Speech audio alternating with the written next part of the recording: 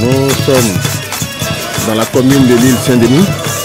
La commune de l'île Saint-Denis engage un partenariat avec la région de San Pedro.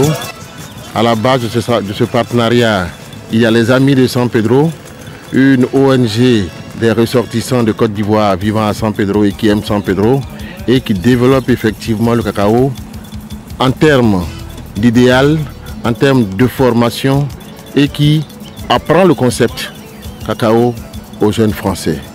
Mais cet après-midi, nous sommes ici pour découvrir un autre concept. Nous avons découvert une unité là, ici à l'île Saint-Denis.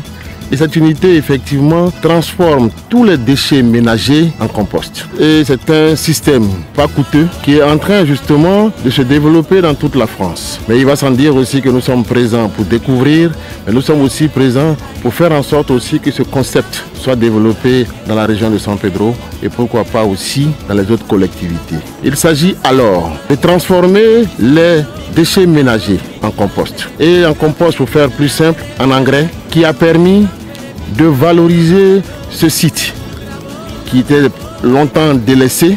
Pour certains, on ne pouvait rien y faire. Mais aujourd'hui, regardez toutes ces fleurs qui fleurissent. Regardez un peu ce développement de l'environnement. Et je pense que tout cela nous permet de penser que tout se transforme et rien ne se perd. Donc nous sommes là pour découvrir cette expertise et nous allons pouvoir effectivement, dans le cadre de notre partenariat, en faire profiter aussi aux populations de San Pedro parce que c'est un process qui crée des emplois pour les jeunes. Il faut dire que le compost apporte la vie et c'est la vie que nous découvrons. Vous avez cité des départements. Maintenant, au-delà de ça, je vais deviner ma question. Est-ce que vous envisagez effectivement faire ce même process en dehors de la France, plus particulièrement en Côte d'Ivoire et plus particulièrement à San Pedro? Et quelles en sont les conditionnalités? C'est un sacré challenge. Le marché français est immense et donc pour le moment, je ne dis pas qu'on ne le fera pas, il y a Madagascar aussi avec qui on a pas mal discuté.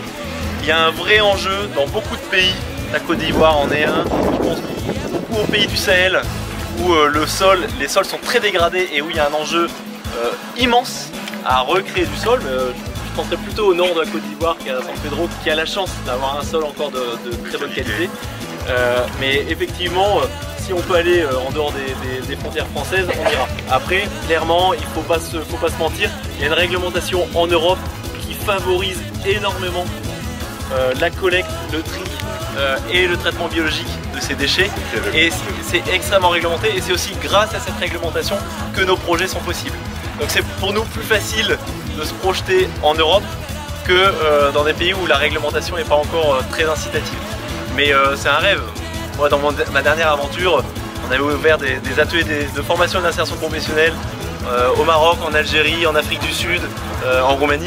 Et c'est vrai que se confronter à d'autres contextes, à d'autres cultures, à d'autres enjeux, à d'autres défis, ça nous intéresse. Ce que je voudrais ajouter, c'est que si le président produit le compost, moi qui suis agriculteur, je pourrais l'utiliser sur le cacao, pour produire du cacao bio. Bien sûr.